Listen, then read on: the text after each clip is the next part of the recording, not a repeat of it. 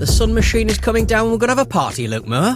What lyric is that from? You just sang at me. That is the final song on the first David Bowie album. Is it called Memory of a Free Festival? Okay. Was that the one where he was just a normal little popstrel? Or was that like the singles pre-album? A normal popstrel? A normal popstrel. Do you know when he just sort of sang like kind of like little Cockney songs and then he decided to become a space alien? All right, it's after that, right. Because I think he was called something else then, wasn't he? That's right, yes. Yeah. Good old DB. Having said that, I've just looked it up, and David Bowie has 2 albums just called David Bowie. One in 1967, right, and one in 1969. So I'm talking about. I didn't actually know that. I'm talking about the one in 1969, which is the Space Oddity album. Oh, right. And it ends with a really big, like, wig out song called "Memory of a Free Festival." It's absolutely brilliant. And the reason I was singing it is because I was just thinking about what I've been doing since I last spoke with you. Yeah. And the answer is I went to go and see the Beta Band. Oh, right, okay, yeah. Mm-hmm. And they came on to Ecstasy of Gold by Ennio Morricone, followed by Memory of a Free Festival by David Bowie, which really built the anticipation. It's such a long song. Nice. I just had it in my mind. That's basically why. I think I saw a picture of you at that gig and you appeared to be wearing a sailor's hat. What was going on there? No, it's a Beta Band. It was a Beta Band trucker's cap. Oh, I think sometimes a white trucker's cap can resemble a man pretending to be a captain on a ship. Well, first of all, I am the captain. I am the captain of this ship. I'm the captain now. I'm the captain now. And I also turned into just the world's biggest fanboy. So on the way out of the gig, I bought a jumper and a baseball cap, and there were actually some socks available as well. But I'm very particular about socks, so I didn't buy them. But it's one of the best shows I've ever been to. It's absolutely fucking amazing. Is there going to be a alpha band ever? Are they ever going to get into alpha? No, they've been in alpha, then they're in beta. What's next? Full release? So it should be pronounced beta, shouldn't it? But I've always heard people beta band. Beta band, yeah. I don't know why. Well, I prefer it because it sounds like Peter. Looky Moore. The Peter Band. The Peter Band. The Nice. Peter Band. Nice. We've been away. I've been out and about. You've been here, and we've been having a lovely old time. Actually, I think you've done a little bit of travelling as well, a little bit of yomping around. What's been going on in your life? I didn't go to the evening with Katie and Kerry in the end, because I couldn't. First of all, because I was sick. Find it. And second of all, I couldn't find anyone to go with. So I think there's a couple of people on Twitter. You wouldn't have seen because you're not really on Twitter anymore, but I think there's a couple of people demanding to be there. I don't think it's been a massively successful tour thus far, but I think it's not even about what they represent. It's more about what room. Who are sort of paying good money, apart from you, to go and see Kerry Katona and Jordan? It was like a little project for us. I thought it'd be fun. I know. Then you fucked me over because you didn't respect any diary conventions. I do, but I've got 2 other people in my life who put things in diaries that, one person on behalf of the other one, and holidays must be holidayed. But yeah. Sorry if I sound a bit throaty, by the way. I mean, I'm still getting over this. I've had this I think it's probably COVID, but society being as it is has decided that COVID doesn't really matter anymore. Not important anymore, is it? Yeah. No. Yeah. The news cycle has moved on. Yeah. And so, although I've done what I always try and do, which is not try and infect anyone with any of my illnesses, any of my many illnesses, I've just had to be getting on with things. And so, but I really thought it would be gone by now. I think I actually might have caught it at the Beta Band show, I think. And so I do sound a bit throaty, and I'm at home today as well. So apologies for any sound-related dilemmas, but you're just going to have to deal with it. It's a kind of start-up show. It's a grassroots show. It's unplanned. We chuck a couple of mics in front of ourselves. We once did a show on the New York subway. No one could hear it. We didn't care. Did we do that? I can't remember now. Yeah, maybe we did actually. Yeah, and we sort of walked for ages towards the Ramble show we were doing in Brooklyn, weren't we? Yeah, I seem to recall. That was a lot of fun. Right. I always think those kind of walking shows are going to be a lot better than they actually are. And you listen back.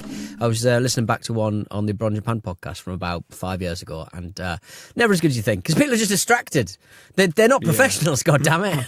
No, that was 6 years ago now. I was in New York City. Good God, good Lord. 6 years ago, and I guess we'll be going back there for the World Cup next year, will we? I guess so. That's a funny country at the moment, isn't it?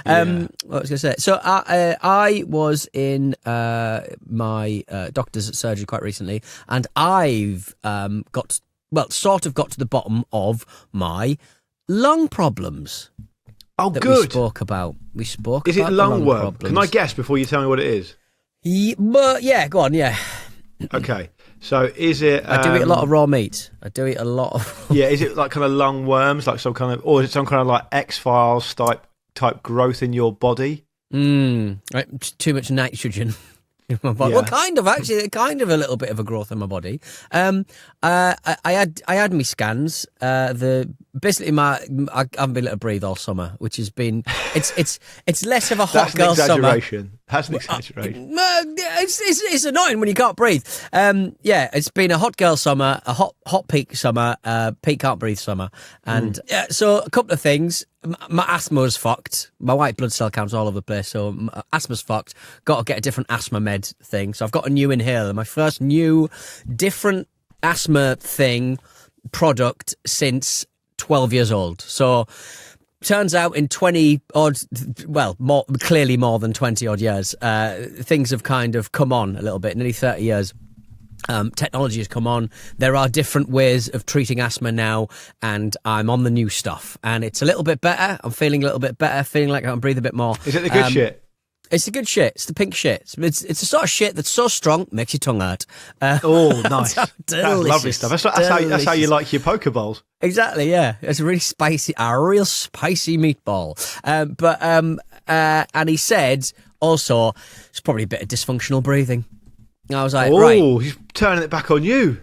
Turning it back on me. I've basically forgotten how to breathe at 44, which is just... Can happen. Take it for granted. Yeah. I think as a man who can look like a frog when he puts on too much weight, I have spent pretty much 20 years sucking my stomach in, sucking my diaphragm in. Oh, is that what it is? I used to do that. I reckon it's a bit of that, you know. But then it made my tits look big, so I stopped. I reckon it's a bit of that, just having that kind of distended stomach that I'm just embarrassed about. And I'm just constantly sucking my stomach in. I'm not breathing properly. I'm just constantly feeling like I need a bit more air in my lungs. Right. And just a general. So the doctor turned it back on you. Said you're a vain bastard. He said, he just said, let's see how these new asthma meds go. And it's probably a bit of dysfunctional breathing. And he was skirting around anxiety and all that shit. He was skirting around. Sometimes the old brain stops maybe in times of stress, the brain stops the old lungs from. And I'm like, all right, mate. I know I'm a little anxious little twerp in your little office. I know you've got me pegged. So there's a bit of that. So hang on a minute. He told you it was your fault. He called you a twerp, and then he pegged you. This is a fucking amazing experience in the doctor. It's private healthcare, isn't it? You were like, it's not going to help my breathing. I'm not paying your invoice. 250 quid. Fuck off. And he also the steady, and also the scan found a potential cyst on my kidneys. And You're I'm full like, of cysts, man. you shouldn't be looking at my kidneys. You are a lungman. Don't you be eyeing up Petey's kidneys. So, oh my God, I've never known a man to you. Honestly, you are the person who's used the word cyst to me more than any other, and it's not even close. No, I know. It's just the Donaldsons are a lumpy lot, especially the men. They're just always fertile with pus, bags of pus. What would you have done if the doctor said? So, at what point are you going to interject? Because you're a very polite person, you don't like any confrontation. So, at what point are you going to interject if the doctor starts doing things to you that you go, hang on a minute, this ain't needed?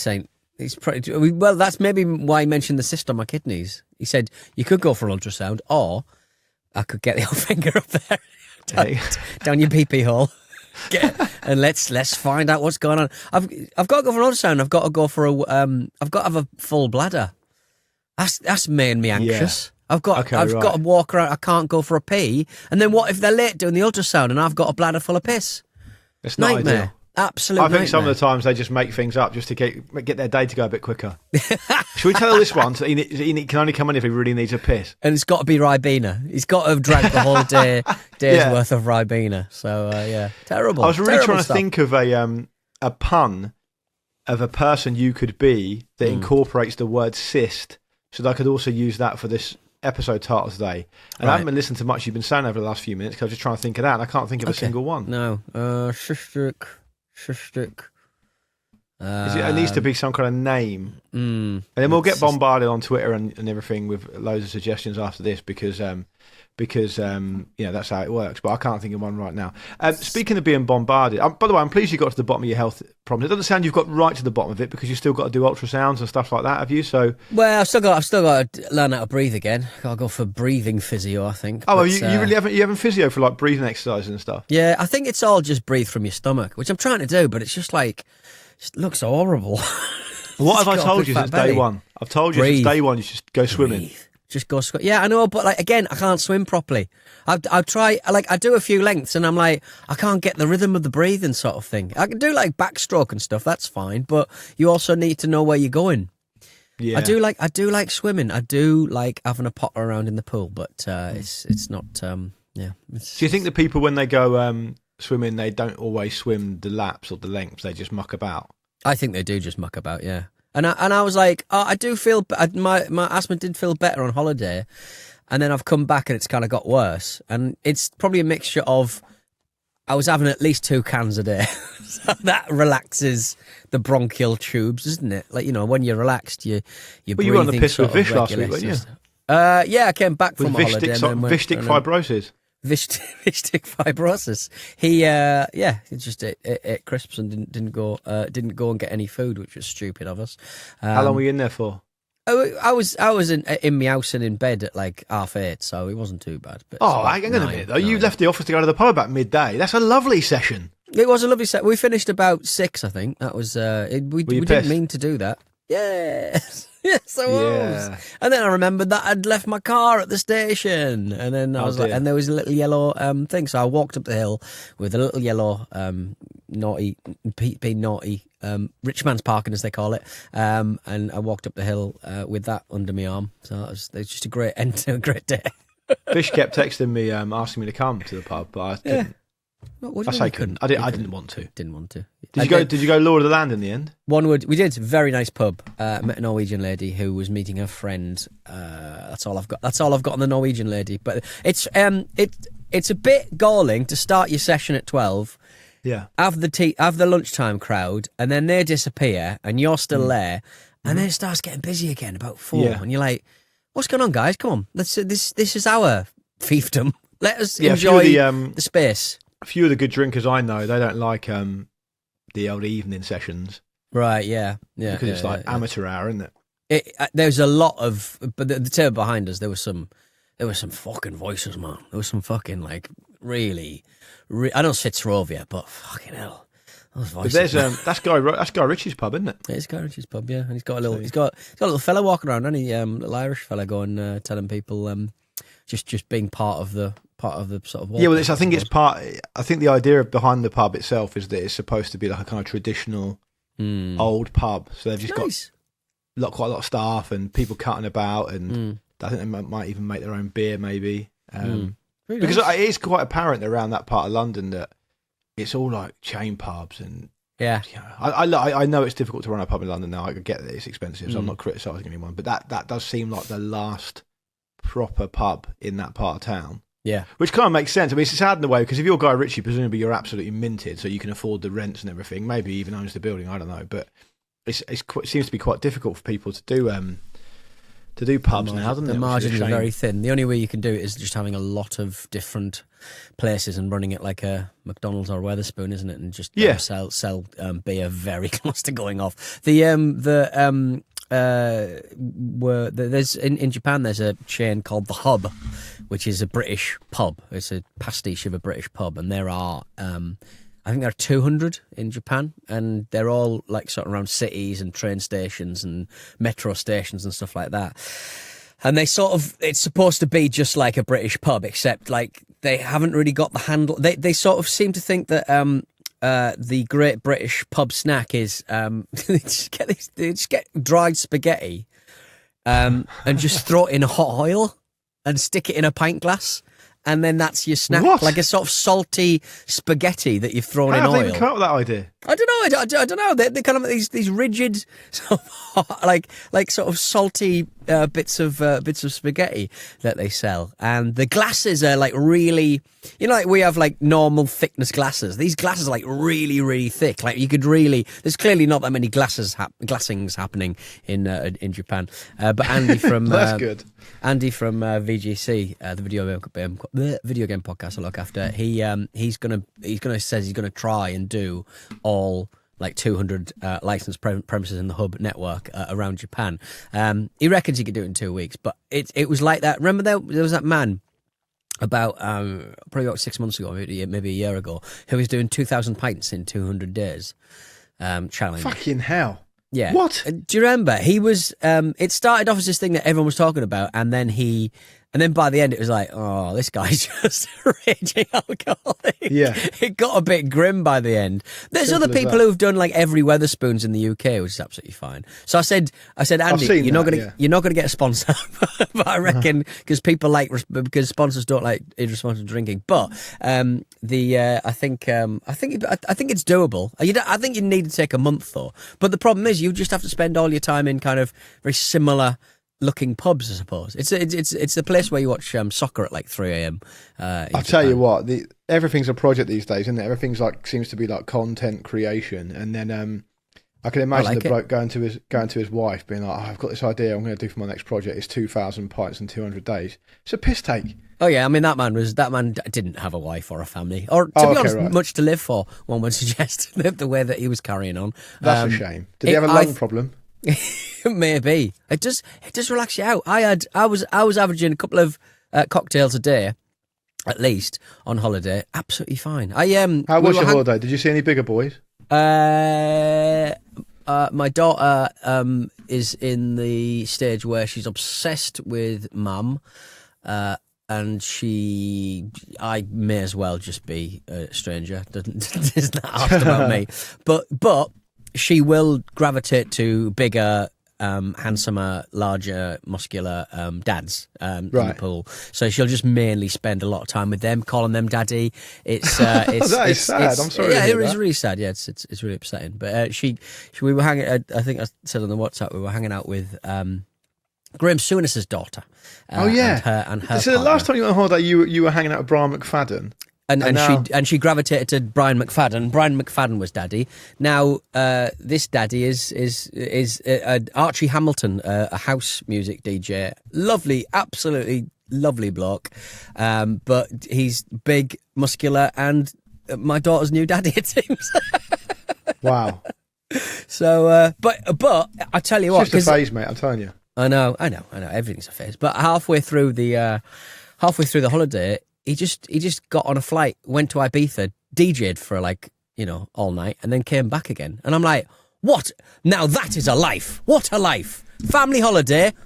You get 1 day, you go and DJ in Ibiza, come back again. And he was kind of like... I'm very impressed by that. I was absolutely rinsing him for information about what it's like to be a proper DJ. Because, we all know DJs. Everyone reckons they're a bloody DJ. But, none of them are, proper, closing season parties at Ibiza kind of level of DJ. And I was fascinated. And I was just going, what's on your rider? What decks do you use? Do you use USB keys?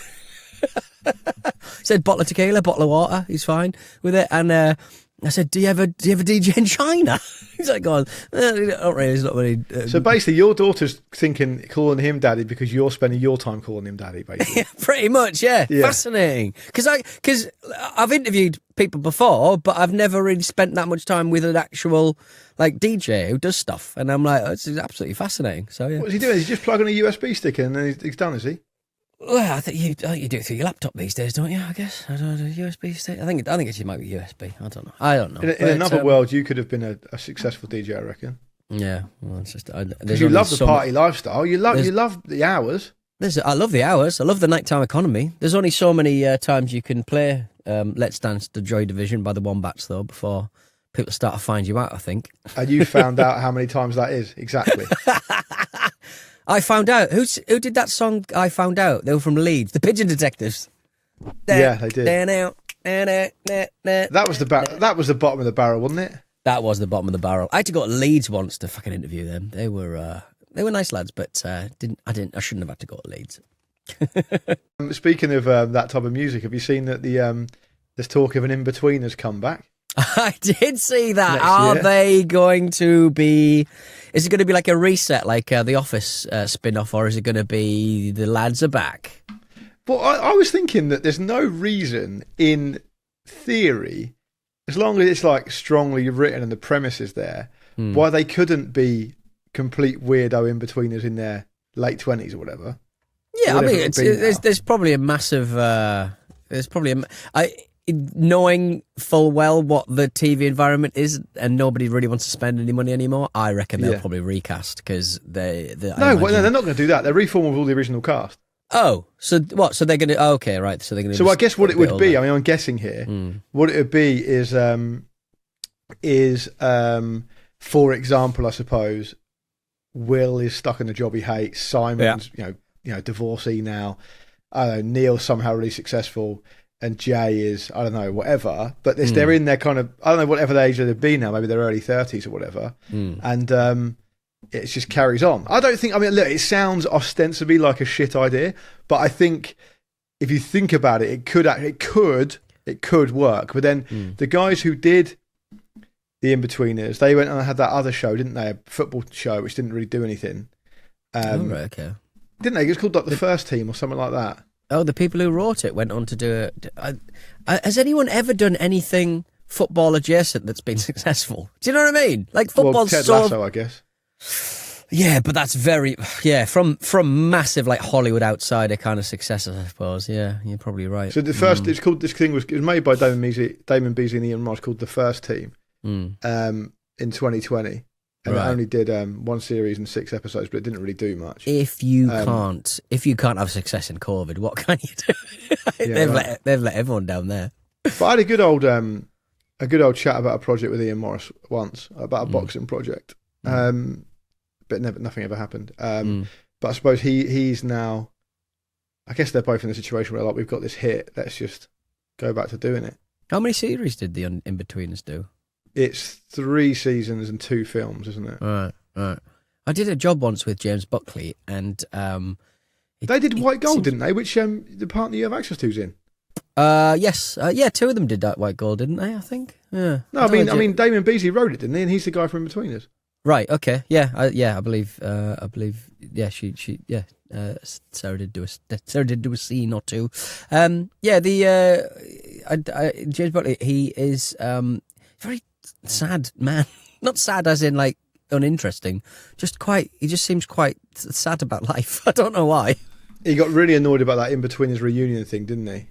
What was it, like a Channel 4 TV show kind of like thing where they don't really like the Friends reunion where they don't actually do any more Friends, they just have them sat around. Yeah, it was a really weird show. I don't know why Channel 4 did it, and I think, to be fair to him, James Buckley was saying similar stuff. There was a bit in it where it was presented by Jimmy Carr, and they interviewed all the stars, and they had all the supporting actors there, and they just did a load of different VTs and stuff. But it was very odd. And then, like, the thing I found really weird about it is Jimmy Carr, presumably by design, because I don't think he's a stupid guy, was talking to them like they were the character. Yeah. He'd ask like James Buckley a question, James Buckley would ask it, and then Jimmy Carr would be like, there he is, bullshitting again, and everyone would laugh, and it's like, well, yeah, but he's not. You do realise he's not actually that character; he's an actor. Yeah. Like, it's really confusing.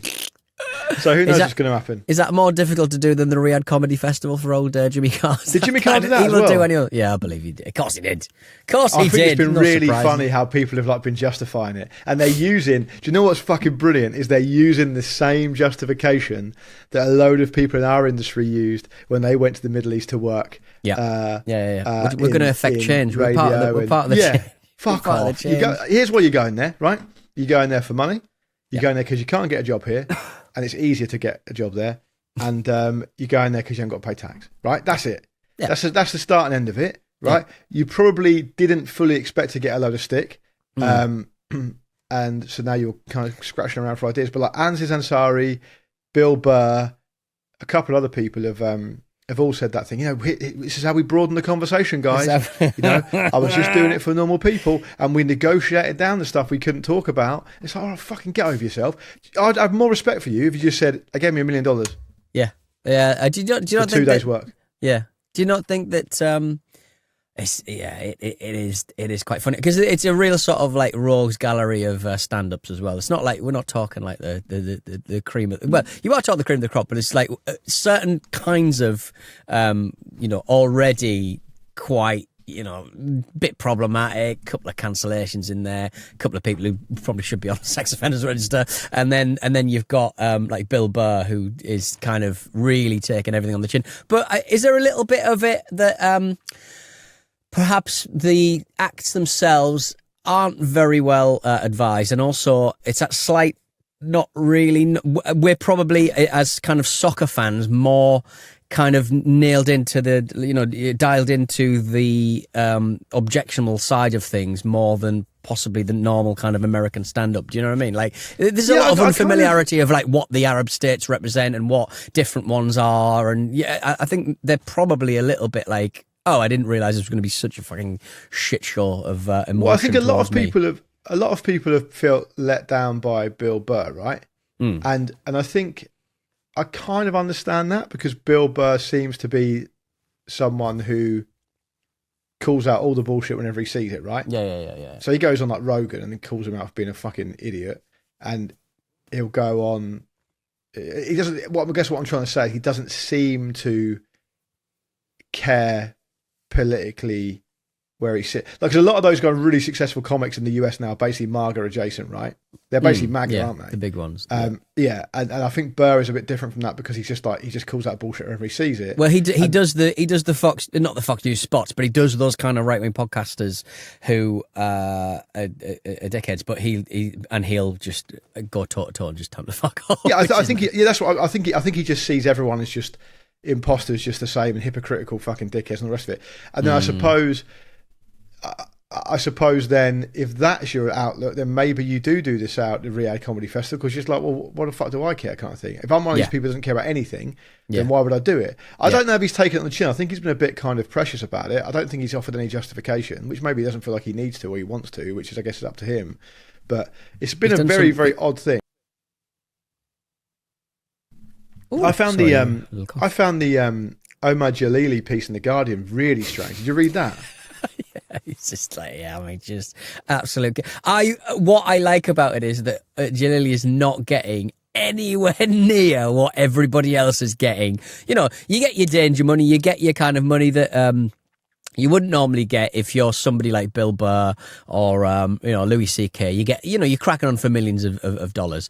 Omar Jalili's getting more than he would usually get, but still, it's not worth the chew to get that amount of money. You would imagine that amount. Also, criticism. I mean, this is by the by, but he is like awful as well. Like, it's really, really poor.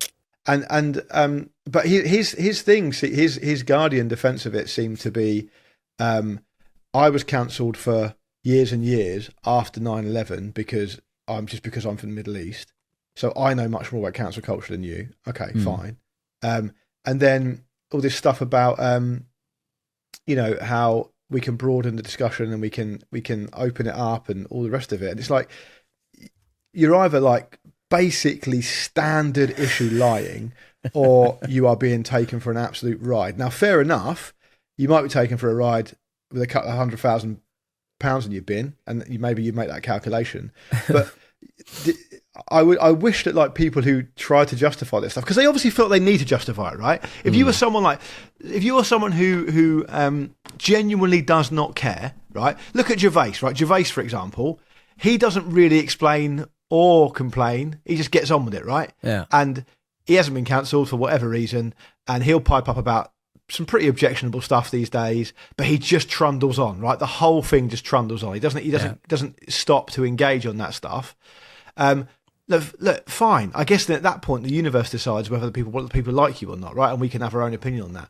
But like, I wish these people who like pipe up about why they're doing this stuff would at least show at the start of it that they understand what culture washing and sports washing actually is, right? Well, yeah, but they do, but they just don't want to admit it because then they're seen to be terrible, aren't they?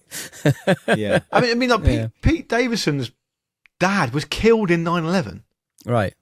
So what? Did Pete Davidson do it? Yeah. Oh, that's a difficult one, but yeah. Well, anyway. I mean, maybe he's like, well, look, I'm going to get my money, get my dad money. I don't know. It's horrible. Yeah, maybe he feels like he needs to put him down for some money and compensation or something. Yeah, exactly. It's a reparation. Sorry about my cat in the background, by the way. He's very excitable. Wait, look. He's excited for the battery section, which we'll do right now. Yeah, let's do it. Let's do it. All right. We got a message from Steve Brooksbank. Hello, Steve Brooksbank. Good name. Hello. Hey, it is good. Good name. And Powerbank is very much perfect for this section.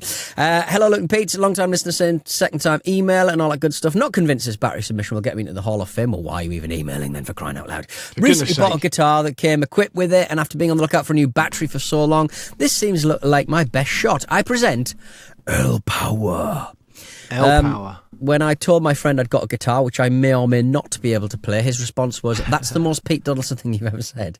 In my defence, I have been saying I'll learn. To be fair. Okay, I've got a guitar I've got my Dan Electro in behind me because I was pissing about with those AI plugins and stuff, which were actually quite difficult to operate. Yes, in my defence, I've been saying I'm going to learn for a good few years. However, it does feel a bit midlife crisis-y to finally pick up one now. I'm 35. Anyway, keep the good work. 5 years of listening on my night shift, and it's still getting me through it. Steve York, it's good that you're playing through the day. You know, you go to bed, get up about midday, start fucking pulling on those Ernie balls till the cows come home, so to speak. Excellent. One of the best things I ever did, like in retrospect, was learn to play the guitar when I was a kid. Right, yeah. Because it kind of, I'm not very good, but it never, the basis of it never leaves you. I have not picked up a guitar for 25 years, and yet I can still do, like, bar chords. Remember when bar chords were really difficult? When you're a kid and you do your normal chords and then you're like putting the bars up and down the guitar. I can still do them. Yeah. So that didn't go honestly, away. it's like, I know it's a cliche, but it is like riding a bike. Yeah, you're never going to be brilliant unless you practice all the time. But if you can, the basics are really good and really solid. And I've got a couple of mates who are kind of my age or a bit younger who've started to try and learn to play now, and it's really hard for them. Yeah. I think because your brain's just like a sponge when you're a kid, right? When I was like 12, 13, everyone around me was just picking up musical instruments. Yeah. And I just did the same. And you just kind of learn together. And that's it. Like, it's pretty... I remember having a couple of, like, classical acoustic lessons at school. Like, that dates it, because my school, which was fucking shit, was still doing, like, music lessons and stuff then. And I hated it. I was like, I'm not interested in this. I don't want to fucking finger pick some classical song. I just want to play Nirvana or whatever. And so I just basically learnt with my mates, and that was it. And it's never left me after that. No, it's the and nowadays I guess it's easier than ever because like YouTube and stuff. But like I remember sort of printing out reams and reams of Manic Street Preachers guitar lines. Probably not the best band to sort of choose really because he's quite a good guitarist. If you go for Oasis, it's probably a bit easier, isn't it? Well, the thing going against that opinion is that they also might be the worst band to choose because they're fucking shit. So it might not be ideal to want to be playing Manic Street Preachers songs unless you're about fucking 15 years old. L Power. Is L Power a new player, you rotter? L Power are a new player according to my searches. Okay, right. Like, I can't find another L Power player in the inbox. So congratulations to you, Steve Brooksbank. Good luck with your guitar learning. Yeah. Although what I would say is like guitar. It's much harder to learn on the acoustic guitar than it is on an electric guitar. And he's got a picture of an acoustic guitar in the background. It looks like quite a nice one as well. It looks like a Takamine or something. It's got a nice little cutaway to get up that neck. It's a terrible battery logo as well. It looks like Pac-Man being sick. The L.